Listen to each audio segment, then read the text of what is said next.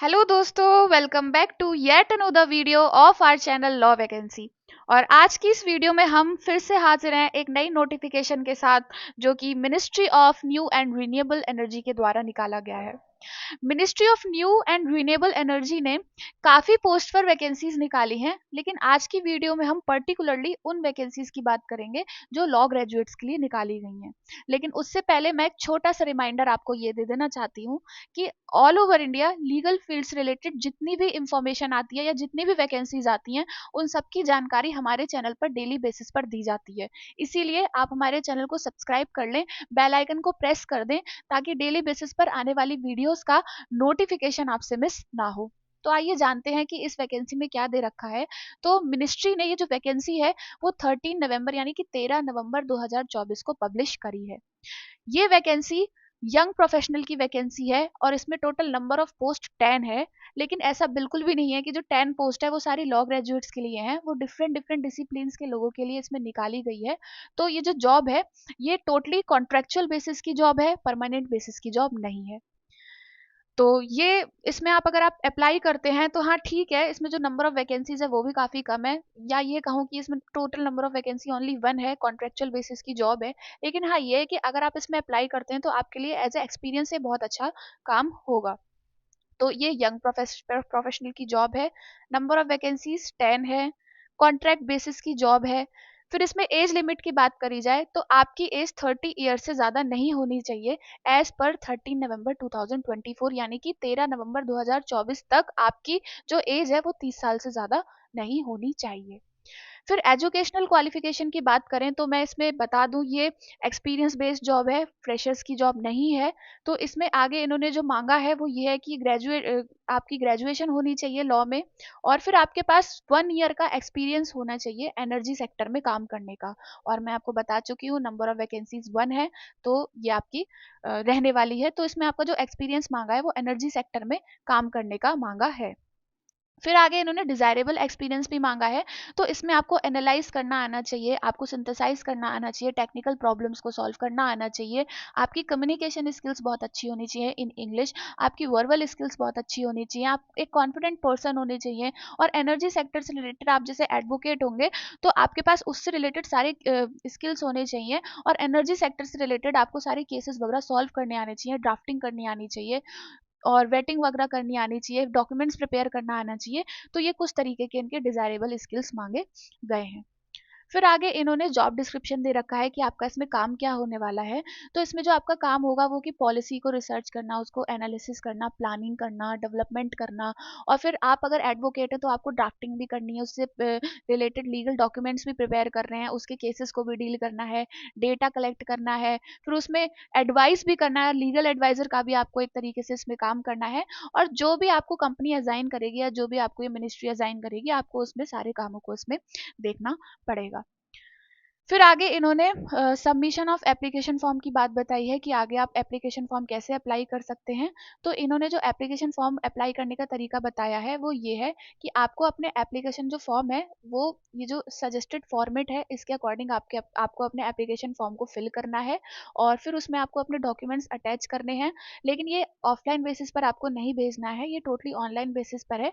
तो ये जो एप्लीकेशन का परफॉर्मा है इसको आपको फिल करके और अपने डॉक्यूमेंट्स के साथ अटैच करके, या तो उसकी फोटोज या फिर उसका पीडीएफ वगैरह बना के, मतलब आपने जैसे प्रिंट आउट निकलवा लिया, फिर अपने एप्लीकेशन फॉर्म को आपने फिल कर लिया, डॉक्यूमेंट्स की कॉपीज वगैरह को लगा के उनका पीडीएफ बना के, इनका जो ये ईमेल है यानी कि MNRE, जो इनका पीडीएफ है @government.in, इस पे आपको जाके ईमेल के थ्रू इनको सेंड कर देना है।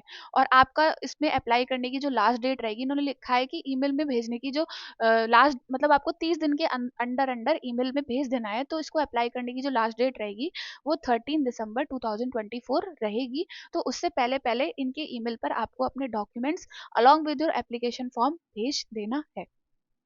फिर आगे इसमें मोड ऑफ सिलेक्शन की बात करूं कि इसमें आपका सिलेक्शन प्रोसेस क्या रहने वाला है, तो इन्होंने जो सिलेक्शन प्रोसेस है ये यहाँ पे दे रखा है। तो एसेंशियल्स में इनके पास इन्होंने बोला है कि ग्रेजुएट होनी चाहिए आपके पास। फिर ऊपर इन्होंने बोला था कि आपके पास एक्सपीरियंस होना चाहिए 1 ईयर का एनर्जी सेक्टर में काम करने का। फिर डिजायरेबल एक्सपीरियंस मैं आपको बता चुकी हूँ कि आपका क्या रहने वाला है, ड्राफ्टिंग रहने वाली है, एडवाइस रहने वाली है, आपको एडवाइस देनी आनी चाहिए, आपके स्किल्स अच्छे होने चाहिए। और फिर आगे इनका जो सिलेक्शन प्रोसेस है वो ये होने वाला है कि जो सिलेक्शन प्रोसेस रहेगा उसमें जो MNRE यानी कि जो मिनिस्ट्री है वो वेबसाइट पे आपको सबसे पहले तो जैसे आप एडवर्टाइजमेंट आपने देखा, फिर आपने एप्लीकेशन फॉर्म फिल किया, तो आपको वेबसाइट पे पता चल जाएगा कि कौन से जो कैंडिडेट्स हैं वो शॉर्टलिस्ट हो गए हैं।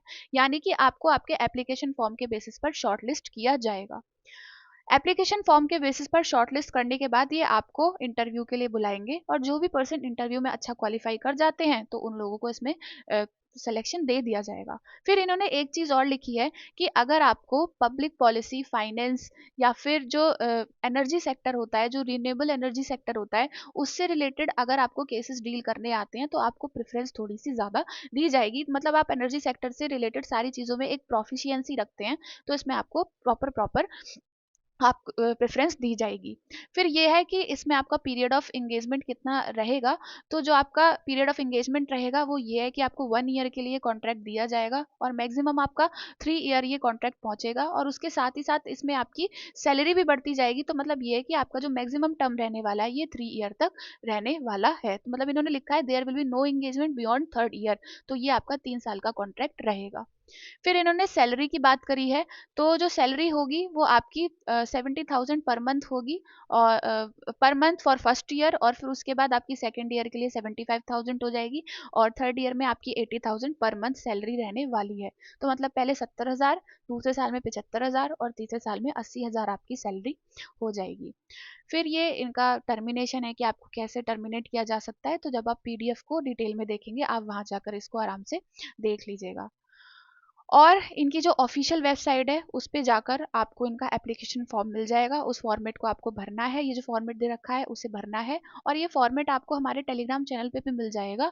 और अगर आप इस PDF को डिटेल में देखना चाहते हैं और साथ में इससे रिलेटेड आपकी कोई भी क्वेरी है तो वो भी आपको हमारे टेलीग्राम चैनल पर मिल जाएगा। आप वहाँ अपने क्वेरी को पूछ सकते हैं, और इस फॉर्म को आप इनके ऑनलाइन वेबसाइट पे जाके फिल कर सकते हैं, देख सकते हैं, या फिर आप हमारे टेलीग्राम चैनल पर भी जाकर देख सकते हैं। तो all over India legal field से रिलेटेड जितनी भी वैकेंसीज आती हैं उन सब की जानकारी हमारे चैनल पर डेली बेसिस पर दी जाती है। चाहे वो एक लॉ ग्रेजुएट की वैकेंसी हो, चाहे जुडिशियल एस्पिरेंट की हो, किसी एडवोकेट की हो, या किसी स्टेट के द्वारा निकाली गई हो, या किसी सेंट्रल के द्वारा निकाली गई हो, उन सब की जानकारी हमारे चैनल पर डेली बेसिस पर अपडेट की जाती है। इसीलिए आप हमारे चैनल को सब्सक्राइब कर लें, बेल आइकन को प्रेस कर दें, ताकि डेली बेसिस पर आने वाली वीडियोस का नोटिफिकेशन आपसे मिस ना हो। एंड हाँ, हमारे टेलीग्राम चैनल का लिंक आपको वीडियो के डिस्क्रिप्शन बॉक्स में दे दिया जाएगा। आज की वीडियो में इतना ही। मिलते हैं नेक्स्ट वीडियो में नेक्स्ट नोटिफिकेशन के साथ। Thank you for watching.